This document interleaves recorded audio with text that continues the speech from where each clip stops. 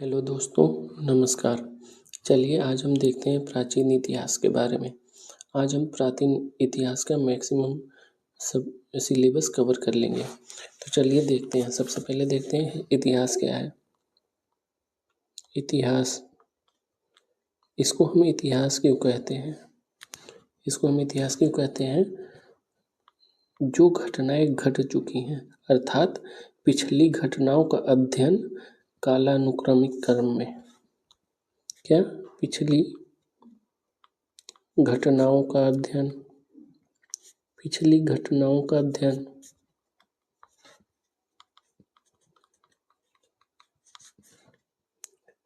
कालानुक्रमिक क्रम में।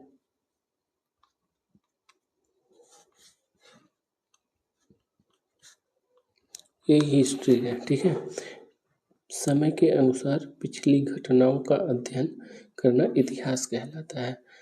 इस समय को, ये जो कालानुक्रमिक क्रम है, इसको कितने भागों में बांटा गया है? तो चलिए इसी के अनुसार हम हिस्ट्री का डिवीजन करते हैं। चलते हैं नेक्स्ट पेज में देखते हैं इतिहास को कितने क्रमों में बांटा गया है। तो एक तो आप ये वाला जानते हैं, प्राचीन इतिहास, ये मध्यकालीन और एक होता है आधुनिक इतिहास। इसमें हम बात करेंगे जब तक भारत में विदेशी आक्रमण नहीं हुआ था, अर्थात जब तक महाजनपद का काल था। प्रारंभ से लेके महाजनपद के काल तक प्राचीन भारत में आता है। उसके बाद जो अरबों का आक्रमण होता है 712 एडी में, 712 से लेके पढ़ेंगे 1526 तक। बाबर जब आया था 1526 के, इसको पढ़ लेंगे औरंगजेब तक। 1705 तक औरंगजेब तक पढ़ेंगे मध्यकालीन। फिर 1705 से 1947 तक आधुनिक, या फिर इसके बाद का भी आधुनिक इतिहास हो गया। एक तो ये हो गया, और एक दूसरे क्रम में विभाजन होता है इतिहास का। इतिहास में प्राचीन इतिहास को कितने भागों में बांटा गया? इतिहास को 3 भागों में और भी दूसरी तरह विभाजित करते हैं, जिसमें एक होता है प्रागैतिहासिक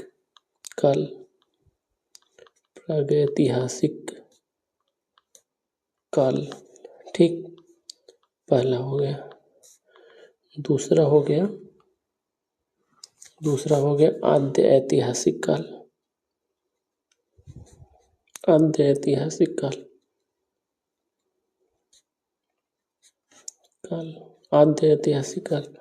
और तीसरा हो गया ऐतिहासिक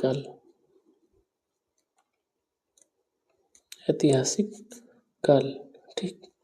ये हमारा 3 हो गया, 3 भागों में। प्रागैतिहासिक काल किसे कहते हैं? केवल पुरातात्विक साक्ष्य देखते हैं। इसमें जो पहला नंबर है प्रागैतिहासिक काल,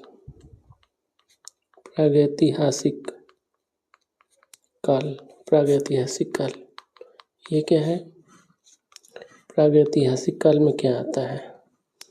इसमें वे इतिहास की घटनाएं आती हैं जिनका केवल पुरातात्विक स्रोत प्राप्त है, कोई लिखित साक्ष्य नहीं है।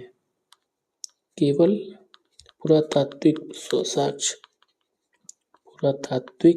साक्ष्य। इसका मतलब क्या है? इसका मतलब है केवल जैसे चट्टानों पे कुछ चित्रकारी हो गया, गुफाओं में कुछ चित्रकारी हो गया, कहीं पे जमीन में दबा हुआ कोई सिक्का मिल गया, कोई और वस्तु मिल गया, कोई प्राचीन वस्तु मिल गया, कोई बहुत पुरानी सभ्यता मिल गई, लेकिन उसके बारे में कोई लिखित साक्ष्य नहीं है, तो उसको प्रागैतिहासिक काल कहते हैं। इसको भी 3 भागों में बांटते हैं। प्रागैतिहासिक काल को 3 भागों में बांटते हैं। कैसे बांटते हैं आइए देखते हैं। इसको 3 भागों में बांटेंगे। पहला, दूसरा और तीसरा। पहला क्या है? पहला क्या है?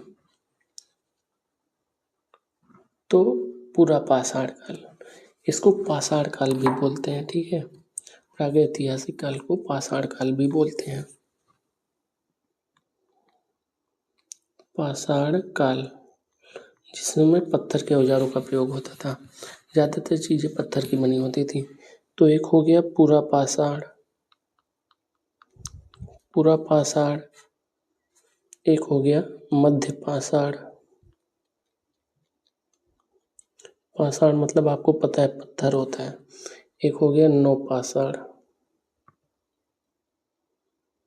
नौपाषाण काल। ठीक, काल भी लिख ही देते हैं, काल, काल। ठीक, अच्छा ये कब से कब प्रागैतिहासिक काल कब से कब तक होता है? तो ये हमारा होता है 5 लाख BC से लेकर। ये कब से कब तक होता है? 5 लाख, एक मिनट, जगह नहीं है, 5 लाख BC से 5 लाख BC से 250 BC। देख रहे हैं इसका टाइम, 5 लाख BC से 250 BC तक है ये। चलो इसका देख लेते हैं, पूरा पाषाण काल 5 लाख BC से कब तक है? 50,000, 50,000 BC तक। ठीक, मध्य पाषाण काल देख लेते हैं कब से कब तक है। मध्य पाषाण काल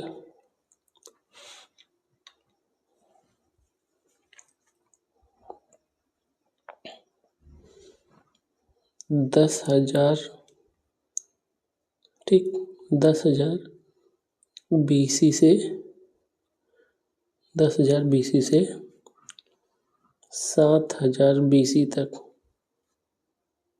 ठीक, 10,000 BC से 7,000 BC तक। और नौपाषाण काल 7,000 से 2,500। नौपाषाण काल 7,000 से, एक मिनट, नेक्स्ट पेज में देख लेते हैं। तो जो पूरा पाषाण काल है, पूरा पाषाण काल, पूरा पाषाण काल ये कब से कब तक है? तो ये है 50 लाख से 10,000, 10,000 क्या BC तक। ठीक, इसको भी 3 भागों में बांटते हैं। एक होता है निम्न पूरा पाषाण, निम्न पूरा पाषाण, निम्न पूरा पाषाण काल, जिसका टाइम पीरियड है 50 लाख से 50,000 BC। ठीक है, पूरा पाषाण काल में पहला हो गया निम्न पूरा पाषाण काल, दूसरा हो गया मध्य पूरा पाषाण काल, मध्य पूरा पाषाण काल। इसका टाइमिंग कब से कब हो गया? ये हो गया 50,000 BC से 40,000 BC तक। फिर एक तीसरा हो गया, तीसरा क्या है? उच्च पूरा पाषाण, उच्च पूरा पाषाण काल। उच्च पूरा पाषाण काल में क्या हो गया? इसका टाइम कब से कम है? इसका टाइम है 40,000 BC से 10,000 BC तक। इसके बाद आता है मध्य पाषाण काल। ठीक है, अब आएगा मध्य पाषाण काल। मध्य पाषाण काल, मध्य पाषाण काल, इसका टाइमिंग कब से कब तक है? इसका टाइमिंग है 10,000 से 7,000 BC तक। उसके बाद आएगा नौपाषाण काल। ठीक, नौपाषाण काल, इसकी टाइमिंग कब से कब तक है? इसकी टाइमिंग है 7000 से 225, 7000 से 2500 BC। ये हमारा हो गया नौ पाषाण काल। ठीक है, पाषाण काल जो है 3 भागों में होता है, पूरा पाषाण काल, मध्य पाषाण काल, नौ पाषाण काल। लेकिन पूरा पाषाण काल को भी 3 भागों में बांटते हैं। निम्न पूरा पाषाण काल जो 50 लाख से 50,000 BC तक है, फिर मध्य पूरा पाषाण काल जो 50,000 BC से 40,000 BC तक है, फिर उच्च पूरा पाषाण काल जो 40,000 BC से 10,000 BC तक है। ठीक है, उसके बाद आता है मध्य पाषाण काल, फिर नौ पाषाण काल, फिर नेक्स्ट आता है ताम्र पाषाण काल। ताम्र पाषाण काल, ताम्र पाषाण काल ये कब से कब आता है? ये सिंधु घाटी सभ्यता के दौरान देखने को मिलता है, 2500 BC से 1500 BC तक। इसमें खेती वगैरह सब प्रारंभ हो जाता है ताम्र पाषाण काल में। तो चलिए हम देखते हैं सिंधु घाटी सभ्यता, जो इम्पोर्टेंट है उसके बारे में पहले देखते हैं। ठीक है, सिंधु घाटी सभ्यता देखते हैं। हम देखेंगे सिंधु घाटी सभ्यता।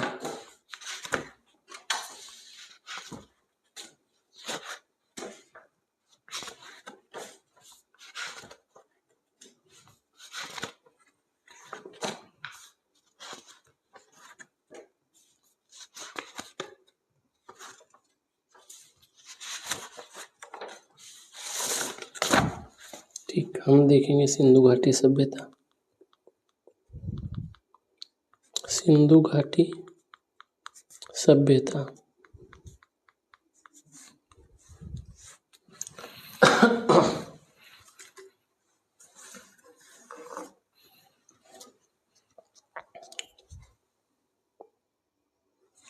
सिंधु घाटी सभ्यता देखेंगे। सिंधु घाटी सभ्यता का परिचय देखते हैं। क्या देखेंगे? परिचय। सिंधु घाटी सभ्यता का परिचय देखते हैं। परिचय में क्या है? सबसे पहले जॉन मार्शल ने क्या कहा था? जॉन मार्शल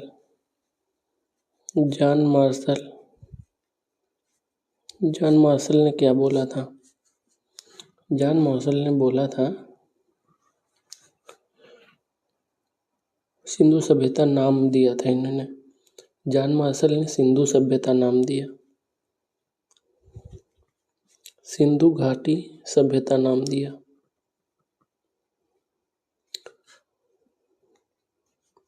सिंधु घाटी सभ्यता नाम दिया जॉन मार्शल ने।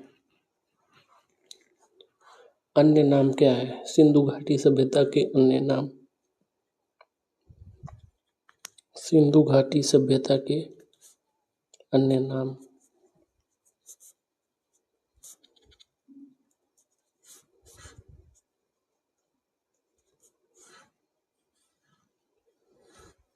अन्य नाम में क्या क्या आता है?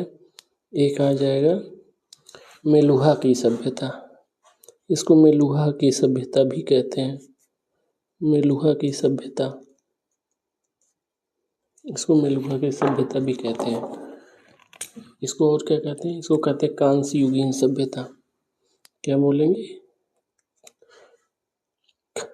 कांस्य युगीन सभ्यता, कांस्य युगीन सभ्यता। ठीक, एक और क्या बोलेंगे? हड़प्पा की सभ्यता, पता ही है हड़प्पा की सभ्यता। हड़प्पा की सभ्यता बोलेंगे। ठीक, और क्या बोलेंगे? इसको बोलेंगे फर्स्ट, पहला नगरीय सभ्यता। पहला नगरीय सभ्यता थी। ठीक, सिंधु घाटी की सभ्यता पहली नगरीय सभ्यता थी। सिंधु घाटी सभ्यता की निर्माता कौन थे? किसने बनाया था इसको? चलिए देखते हैं। सिंधु घाटी सभ्यता के निर्माता, सभ्यता के निर्माता।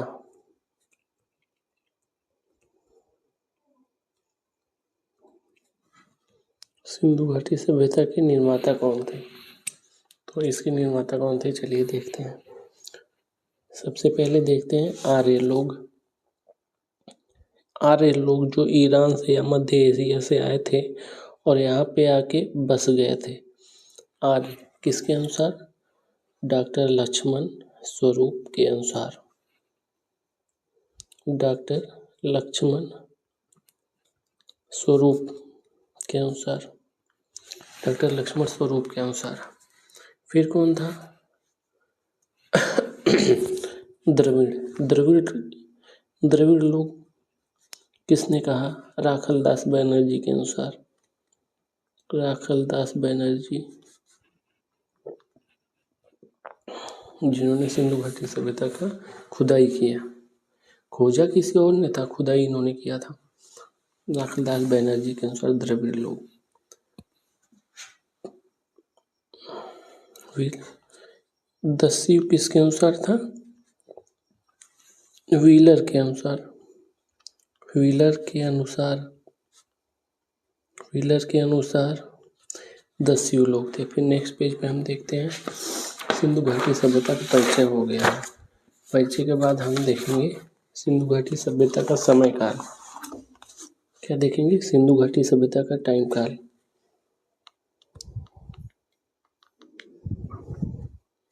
सिंधु घाटी सभ्यता, ये सिंधु घाटी सभ्यता हो गया। ठीक, इसका टाइम पीरियड कब से कब है? कुछ लोग कहते हैं 2300 BC से 1750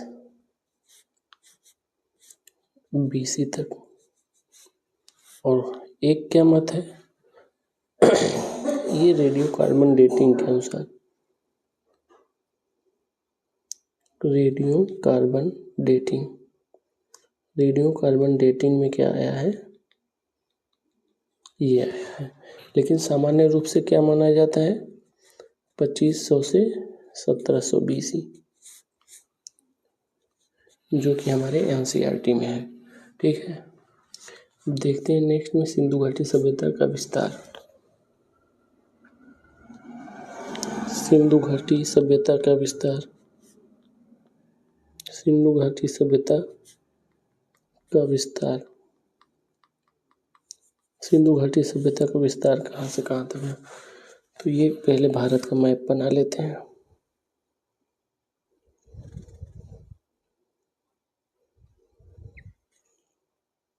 पहले भारत का मैप ऐसे था, ठीक, ये भारत का मैप हो गया। तो इसको ऐसे बनाते हैं, पूरब में और पश्चिम में दक्षिण में। तो उत्तर में कहाँ तक है? उत्तरी सीमा मांडा, जम्मू कश्मीर। उत्तरी सीमा कहाँ है? मांडा। मांडा कहाँ? जम्मू कश्मीर। दक्षिणी सीमा कहाँ है? दयमाबाद MH में। दक्षिणी सीमा कहाँ है? यहाँ पे है। दक्षिणी सीमा यहाँ पे है, यहाँ से कुछ नहीं है। ठीक है, यहाँ पे क्या है? दयमाबाद। ठीक, दयमाबाद कहाँ पे है? महाराष्ट्र में है। किस नदी के तट पर है? प्रवरा नदी। प्रवरा नदी। ये कौन सा नदी है? यहाँ पे है चेनाब नदी। चेनाब नदी। ठीक, उत्तर में मांडा, जम्मू कश्मीर, चेनाब नदी। दक्षिण में दयमाबाद, महाराष्ट्र, प्रवरा नदी। ठीक है, और देखते हैं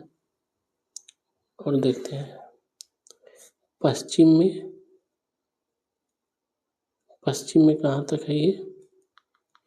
पूरब में आलमगीरपुर।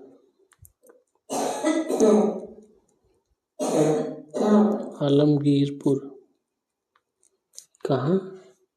मेरठ, UP। नदी हिंडन नदी। हिंडन नदी। नदी कौन सी? हिंडन नदी। और इधर देखते हैं पश्चिमी सीमा का है सूतका गेंडोर। सूतका गेंडोर ये कहाँ पे है? सूतका गेंडोर कहाँ पे है? ये पाकिस्तान में है, बलूचिस्तान पाकिस्तान। नदी कौन सी है? दास्क नदी। दास्क नदी, ठीक है। उत्तर में मांडा जम्मू कश्मीर चेनाब नदी और दक्षिण में दयामाबाद महाराष्ट्र प्रवरा नदी। पूरब में आलमगीरपुर हिंडन नदी मेरठ यूपी और पश्चिम में सूतका गेंडोर, ठीक, पाकिस्तान बलूचिस्तान दास्क नदी। ये आपको ध्यान देना है, ठीक है। ये इसके हो गए विस्तार, सिंधु घाटी सभ्यता का विस्तार हो गया। अब सिंधु घाटी सभ्यता के समय में और कौन सी सभ्यताएं थी? तो क्या हम लोग हेडिंग डालेंगे? हेडिंग क्या डालेंगे? सिंधु सभ्यता के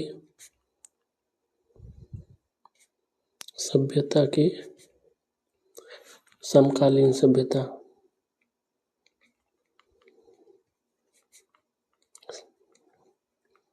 सिंधु सभ्यता के समकालीन सभ्यता देखेंगे तो पहला देखेंगे क्या है?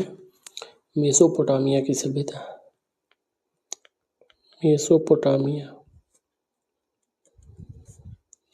मेसोपोटामिया सभ्यता।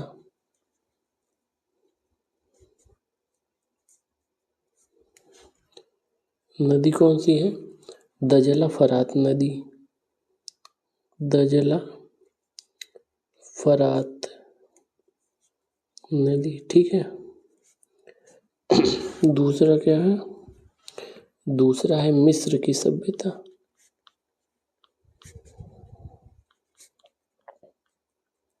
इसी को नील नदी सभ्यता भी बोलते हैं। मिस्र की सभ्यता को नील नदी सभ्यता बोलते हैं। किस नदी के किनारे? नील नदी। नील नदी के तट पर है मिस्र की सभ्यता। तीसरा देखते हैं, तीसरा क्या है? चीन की सभ्यता। चीन की सभ्यता। चीन की सभ्यता कौन सी नदी के? वांग हो नदी। वांग हो नदी, ठीक, वांग हो नदी। इसको कौन सी नदी और कहते हैं? इसको पीली नदी भी कहते हैं। वांग हो नदी को पीली नदी, पीली नदी, ठीक। वांग हो नदी को पीली नदी भी कहते हैं। ये हो गया हमारा इसके समकालीन सभ्यता। और कौन कौन सी सभ्यताएं इसके समकालीन थी? तो देखते हैं सिंधु घाटी सभ्यता के प्रमुख स्थान। कौन कौन से स्थान सिंधु घाटी सभ्यता के हैं? तो पहला देखते हैं हड़प्पा। हड़प्पा देखते हैं, ठीक। हड़प्पा में क्या देखेंगे? हड़प्पा में देखेंगे इसके खोजकर्ता कौन है? खोजकर्ता कौन है? राय बहादुर दयाराम साहनी। राय बहादुर दयाराम साहनी। राय बहादुर दयाराम साहनी। इसके बाद नदी देखते हैं। नदी रावी नदी के तट पर। रावी नदी के तट पर। रावी नदी के तट पर, ठीक है। हड़प्पा जो है खोज करता राय बहादुर दयाराम साहनी, नदी रावी नदी के तट पर। निर्देशक कौन थे? इसके मतलब निर्देश देने वाले, खुदाई जब कर रहे थे, और इसकी खुदाई कब हुई थी? 1921 में। निर्देशक कौन था? जॉन मार्शल था निर्देशक, ठीक। जॉन मार्शल निर्देशक था। और रावी नदी के किस तट पर है ये? बाएं तट पर बसा है रावी नदी। हड़प्पा सभ्यता रावी नदी के बाएं तट पर बसा हुआ है, ठीक है। अब हम नेक्स्ट पेज पे देखते हैं इसमें क्या क्या मिला है, तो इसमें मिला है हड़प्पा के टीला, टीला मिला है यहाँ पे, टीलों की चर्चा। यहाँ पे मिला है अन्नगार, अन्नागार, दो लाइन वाली अन्नागार मिला है यहाँ पे। दो लाइन मतलब इधर से कमरे थे, ये सब कमरे हैं, और इधर से कमरे थे, और यहाँ से ये पैक था, इधर से रास्ता था और इधर से रास्ता था, ठीक, इधर से रास्ता था, इधर से रास्ता था, और ये अन्नागार था। अन्नागार मिला है, क्या मिला है? विशाल अन्नागार, ठीक है। इधर 6 कमरे थे और इधर भी 6 कमरे, टोटल 12 कमरों वाला,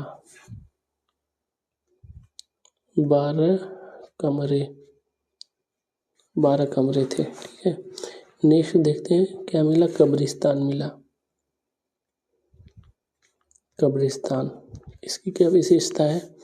इसकी विशेषता ये है कि इसको HR 37 कहते हैं, इसका नाम दिया गया HR 37।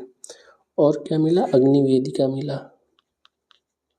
अग्निवेदिका मिला। और क्या मिला? और मिला है मातृ देवी का मिट्टी का चित्र, मातृ देवी का मिट्टी की मूर्ति, मातृ देवी की मिट्टी मूर्ति मिला, ठीक। नेक्स्ट देखते हैं और क्या मिला। नेक्स्ट मिला है स्त्री के गर्भ से निकलता पौधा, स्त्री के गर्भ से निकलता पौधा, स्त्री के गर्भ से निकलता पौधा, इसको बोलते हैं उर्वरता की देवी, उर्वरता की देवी बोलते हैं। और क्या मिला? इक्का गाड़ी, इक्का गाड़ी मिला, इक्का गाड़ी। और क्या मिला? योगी या पुजारी की मूर्ति, योगी या पुजारी की मूर्ति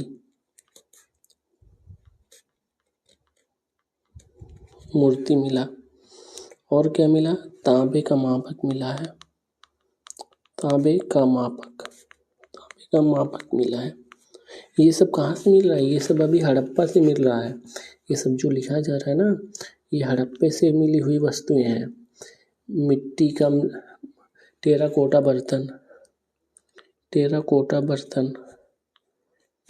बर्तन मतलब मिट्टी के बर्तन, जिसको मृद भांड कहते हैं, मृद भांड भी कहते हैं जिसको, ये मिला है। गेहूं जौ के साक्ष्य मिले हैं।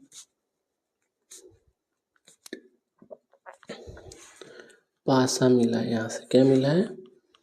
पासा, ठीक है। ये सब यहाँ से मिले हुए हैं। अब नेक्स्ट देखते हैं मोहनजोदड़ो। दूसरा कौन सा स्थान है? दूसरा स्थान है मोहनजोदड़ो, मोहनजोदड़ो,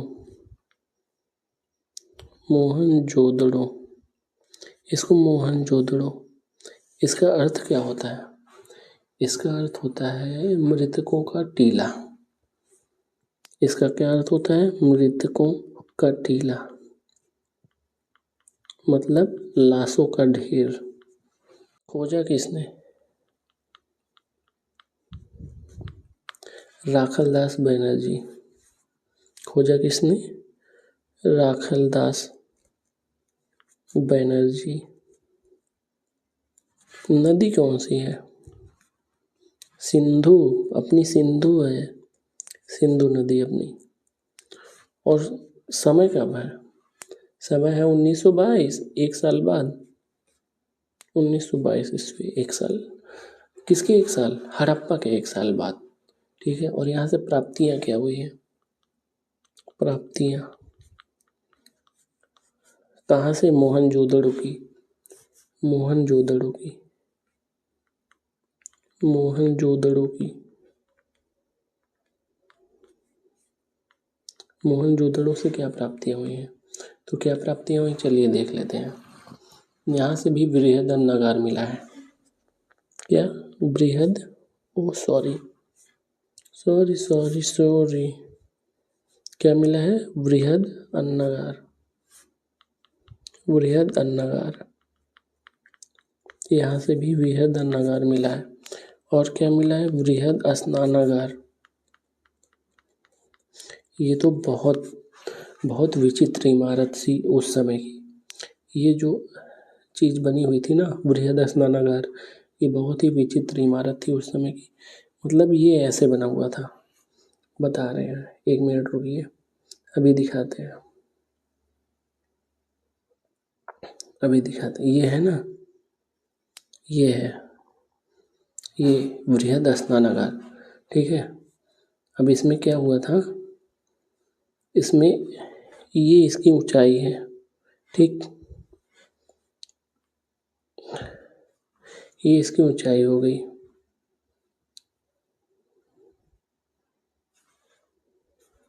एक मिनट, इसको मिटाते हैं।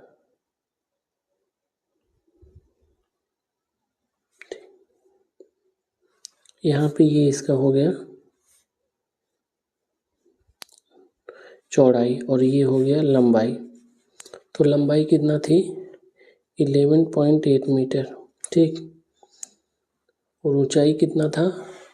गहराई 2.4 मीटर, ठीक है। और ये कितना था? ये था चौड़ाई 7.01 मीटर। ये स्नानागार था। ये एक 3D चित्र था और इसी में सब पानी भरा रहता था। इसमें पूरा पानी भरा हुआ था। ये स्विमिंग पूल था, सामाजिक स्विमिंग पूल। ये सामाजिक स्विमिंग पूल था, ठीक है। ये क्या था? स्नानागार, स्नानागार था। और क्या मिला यहाँ से? यहाँ से मिला है स्वास्तिक का चिन्ह। यहीं से मिला है स्वास्तिक का चिन्ह। स्वास्तिक का चिन्ह, स्वास्तिक का चिन्ह यहीं से मिला था। स्वास्तिक का चिन्ह यहीं से मिला है। और क्या मिला है? दाढ़ी वाला पुरोहित मिला है। दाढ़ी वाला पुरोहित की दाढ़ी वाला पुरोहित की मूर्ति, पुरोहित मूर्ति मिला है। दाढ़ी वाला पुरोहित मूर्ति मिला है। और क्या मिला है? सूती वस्त्र मिला है। सूती वस्त्र मिला है यहाँ से, ठीक है। मातृदेवी की मूर्ति यहाँ से भी मिला है।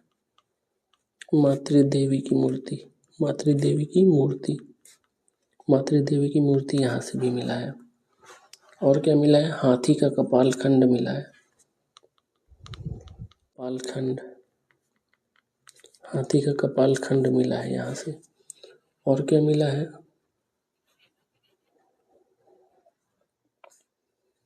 और क्या मिला हुआ है? मेसोपोटामिया की मुहरें मिली हुई है।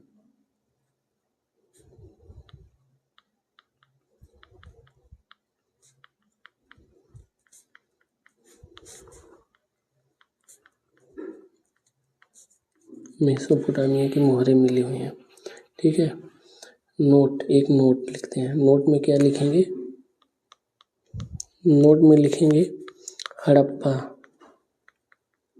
और मोहनजोदड़ो।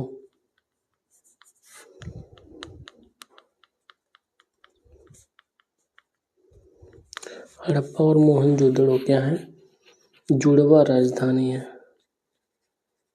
जुड़वा राजधानी है। जुड़वा राजधानी है, ठीक है। इम्पोर्टेंट स्थान देख लेते हैं जो बहुत ज़रूरी है और डिटेल में पढ़ने के लिए आप किताब प्रीफर करिए। एक तीसरा है चन्हूदड़ो। चन्हूदड़ो ये भी काफ़ी इम्पोर्टेंट स्थान है। यहाँ से क्या मिला है? मनका बनाने का कारखाना। मनका बनाने का कारखाना। मनका क्या है? सामग्री। मन का मतलब क्या होता है? सौंदर्य सामग्री। सौंदर्य सामग्री। खोजा किसने इसको? नरेंद्र गोपाल मजमूदार। नरेंद्र गोपाल मजमूदार, जिसको एनजी मजमूदार भी कहते हैं। एनजी मजमूदार भी कहते हैं। और नदी क्या है? नदी कौन सी है ये? सिंधु नदी। सिंधु नदी है। और तट कौन सा है? बायां तट। सिंधु नदी के बाएं तट पर है। ठीक है। चन्हुदड़ो स्थान कौन सा है? स्थान पाकिस्तान में है। पाकिस्तान में है चन्हुदड़ो। पाकिस्तान में चन्हुदड़ो। चन्हुदड़ो पाकिस्तान में है। यहाँ से मिला क्या क्या है? मुहर का कारखाना, मुहर व मनके का कारखाना,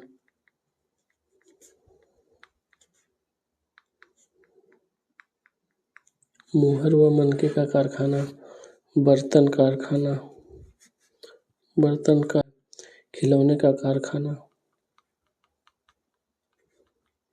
खिलौने का कारखाना, खिलौने का कारखाना मिला है। लिपस्टिक के साक्ष्य मिले हैं। लिपस्टिक साक्ष्य मिले हैं। कांसे की गाड़ी मिली है।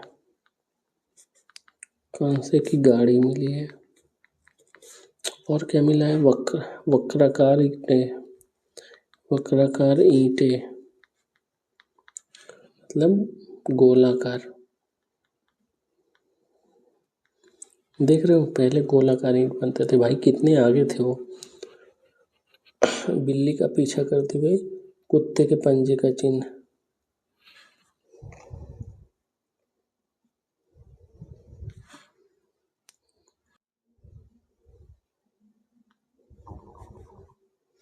बिल्ली का पीछा करते हुए कुत्ते के पंजे का चिन्ह। देख रहे हो कितना पुराना चीज मिला। कैसे बचा होगा ये? कीचड़ वगैरह या किसी चीज में रहा होगा, या फिर धातु का ढाल के मिला होगा ये। ठीक है। इसको बिना दुर्ग वाला भी शहर कहते हैं। चन्हुदड़ो को बिना दुर्ग वाला शहर, बिना दुर्ग वाला शहर भी कहते हैं। बिना दुर्ग वाला शहर कहते हैं। सिंधु घाटी सभ्यता में जो घर होते, जो बस्तियां होती थी, उसमें ऐसे दुर्ग बने होते थे। 1 दुर्ग और 2 दुर्ग, 3 दुर्ग और 4 दुर्ग। और यहाँ पे ये रास्ते बने होते थे। ठीक है। जो आपस को 90 डिग्री पे काटते थे। और इनके चारों तरफ किला होता था। किला, इसी को दुर्ग कहते थे। हमेशा 2 भागों में डिवाइड होते थे।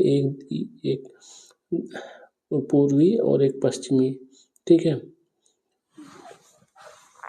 तो यहाँ पे इस वाले पश्चिम वाले दुर्ग में कुलीन वर्ग रहते थे। बहुत मतलब जो श्रेष्ठ लोग थे। और इधर जनमानुस, जन सामान्य लोग रहते थे। इधर बाएं तट की तरफ। लेकिन एक धौलावीरा एक ऐसा स्थान है भारत में, जिसमें धौलावीरा में एक मध्यम दुर्ग भी पाया गया बीच में। तो क्षेत्रफल में देख लेते हैं। क्षेत्रफल की दृष्टि से स्थान में कौन सा है? सबसे बड़ा तो मोहनजोदड़ो है। मोहनजोदड़ो है। उसके बाद हड़प्पा। उसके बाद कौन सा है? चन्हुदड़ो है।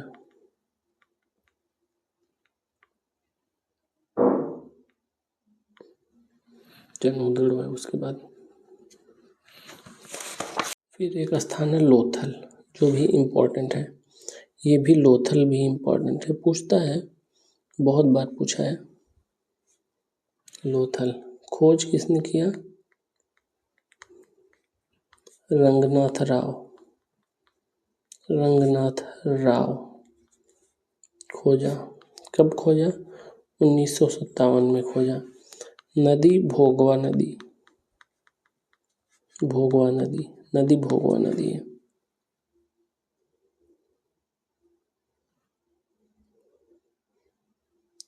नदी भोगवा नदी है, ठीक है। नेक्स्ट देखते हैं। लोथल बंदरगाह नगर था। उस समय का बंदरगाह था। छोटा मोटा ही रहा होगा यार, लेकिन था तो ना। सारे व्यापार यहीं से होते थे, लोथल से। और ये है कहाँ? ये गुजरात में है। ये है गुजरात में, लोथल से। यहाँ पर कौन कौन सी सामग्री मिली है?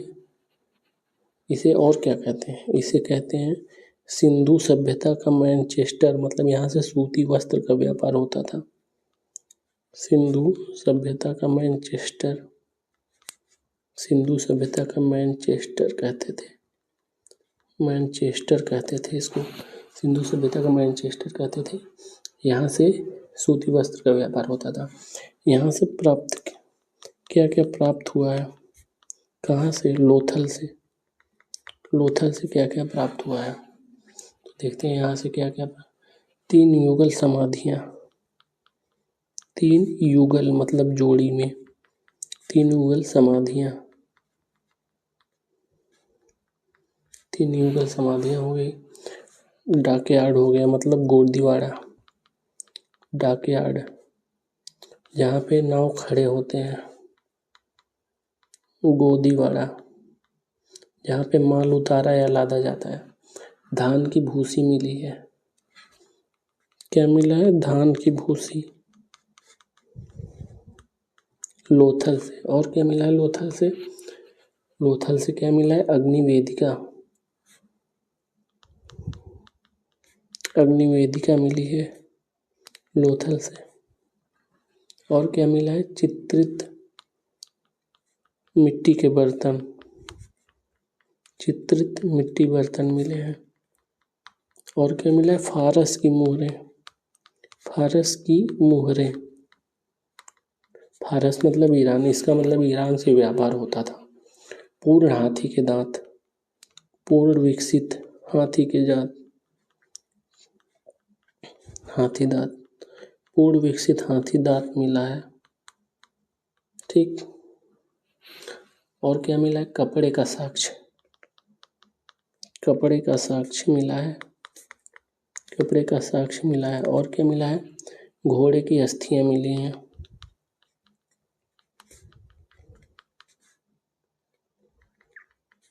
घोड़े की अस्थियां मिली हैं। और क्या मिला है? और कुछ नहीं मिला है। फिर एक स्थान आता है कालीबंगा, कालीबंगा जिसका शाब्दिक अर्थ होता है काले रंग की चूड़ी। बंगन मतलब चूड़ी होता है। काले रंग की चूड़ी, ठीक। खोजा किसने? अमलानंद घोष, अमलानंद घोष ने। नदी कौन सी? घग्घर, जिसको सरस्वती भी कहते हैं। समय क्या था?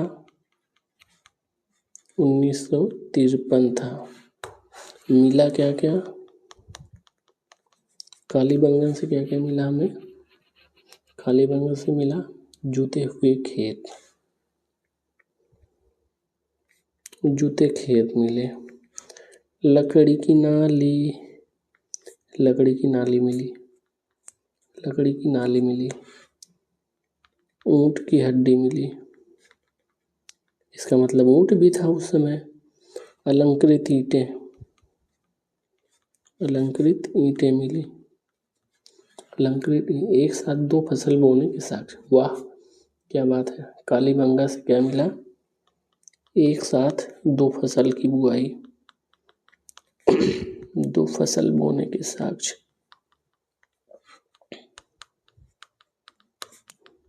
बोने के साक्ष्य, एक साथ दो फसल बोने के साक्ष्य मिले। ठीक है। एक और स्थान आता है बनवाली। बनवाली कहाँ पे है? हरियाणा में। कहाँ पे? हरियाणा में। 4 मतलब हरियाणा। ठीक है।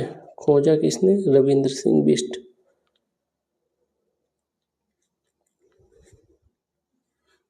खोजा किसने? रविंद्र सिंह बिष्ट, जिसको बोलते हैं आर.एस. बिष्ट भी बोलते हैं, आर.एस. बिष्ट भी बोलते हैं। 1973 में खोजा नदी वही घग्घर नदी, जिसको आप सरस्वती नदी भी कहते हैं। यहाँ से मिला क्या क्या मिला? यहाँ से हल वाला खिलौना मिला, एकमात्र स्थान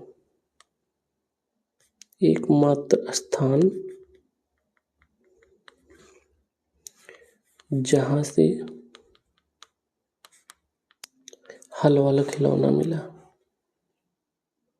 क्या वाला? हल वाला, हल्का खिलौना मिला। ठीक है। अच्छी सड़कें थी यहाँ पे, अच्छी सड़कें थी। बैलगाड़ी के पहिए मिले। कहाँ से? बनवाली से। क्या मिले? बैलगाड़ी के पहिए। पहियों का तो आविष्कार हो ही गया था नवपाषाणी युग में। बैलगाड़ी के पहिए मिले। सरसों का ढेर मिला। सरसों का ढेर, इसका मतलब सरसों की खेती होती थी। जौ मिला, जौ मिला। चर्ट के फलक, सैल खड़ी के औजार, सैल खड़ी मुहरें मिली। उस समय सैल खड़ी मुहरें मिली थी। तो उस समय मुहरों से ही व्यापार होता था, पैसे थोड़ी ना चलते थे, मुहरे ही चलते थे। और जो सबसे मेन स्थान है, छूट गया था, लिख लेते हैं। धौलावीरा। धौलावीरा ये कहाँ पे है? ये है हमारा गुजरात में। खोजा किसने इसको? खोजा किसने? धौलावीरा जगपति जोशी और आर.एस. बिष्ट, जो अभी पीछे पढ़ा ना हमने, रविंद्र सिंह बिष्ट, आर.एस. बिष्ट ने मिलकर खोजा। खोजा कब? 1990-91 में। और ये स्थान कहाँ पे है? गुजरात में। बता ही दिया आप लोगों को। नदी कौन सी है? लूनी नदी। लूनी नदी, लूनी नदी के बारे में आपको पता है? कच्छ के रण में विलीन हो जाती हैं। यह अरावली पर्वत से उद्गम होता है और कच्छ के रण में मिल जाती हैं। कच्छ के रण में लूनी नदी विलीन हो जाती है। ठीक है। ये हमारे कुछ हो गए प्रमुख स्थान, जो सिंधु घाटी सभ्यता के प्रमुख स्थान हैं। और एक और देख लेते हैं, अपनी यूपी का है, पूछ सकता है। तो एक और देखते हैं, आलमगीरपुर।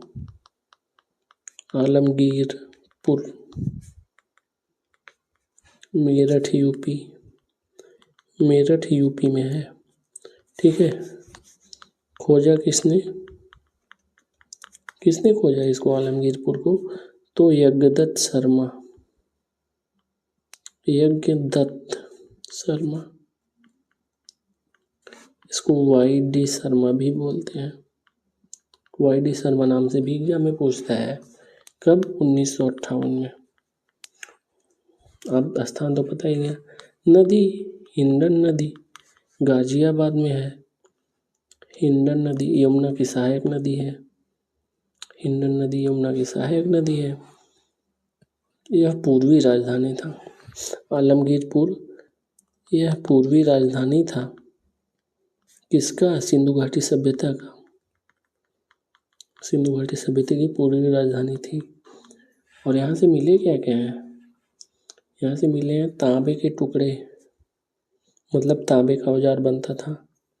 अभी भी तांबा नगरी कहते हैं ना पीतल नगरी मेरठ को।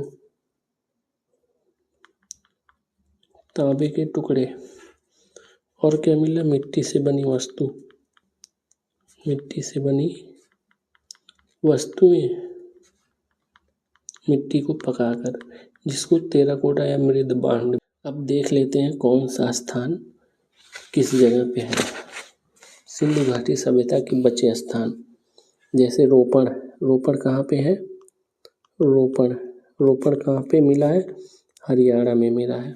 राखी गढ़ी कहाँ पे मिला है? राखी गढ़ी